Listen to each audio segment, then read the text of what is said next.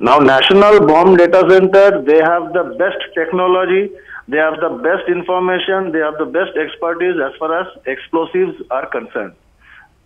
এবং এরা পৃথিবীর, শুধু ভারতবর্ষ না, পৃথিবীর সমস্ত দেশের সমস্ত রকম এক্সপ্লোশনের সঙ্গে এরা ডাইরেক্টলি ইনভলভ থাকে এবং এরা তার ডেটা এক্সচেঞ্জ করে বিভিন্ন বিদেশি, যেমন FBI বলুন, ইন্টারপোল বলুন, তাদের সঙ্গে। এরকম জায়গাতে আমাদের কাছে এই ন্যাশনাল বম্ব ডেটা সেন্টারের কাছে বেসিক্যালি আমাদের কাছে কতগুলো ইকুইপমেন্ট থাকে।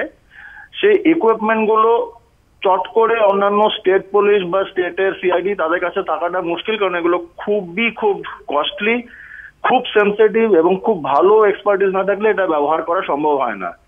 এখানে এক্সপ্লোসিভ ডিটেকশনের জন্য স্নিফার ডগ হচ্ছে সব থেকে, মানে মোটামুটি বলা যায় এররলেস, মেশিনের থেকেও কিন্তু বেটার ওয়েতে স্নিফার ডগ কাজ করে। স্নিফার ডগ নিয়ে যাওয়া হলে স্নিফার ডগ যদি স্নিফ করে এক্সপ্লোসিভের এক্সিস্টেন্স পেতো তো ওরা ওখানে বার্ক করতো, আওয়াজ করতো।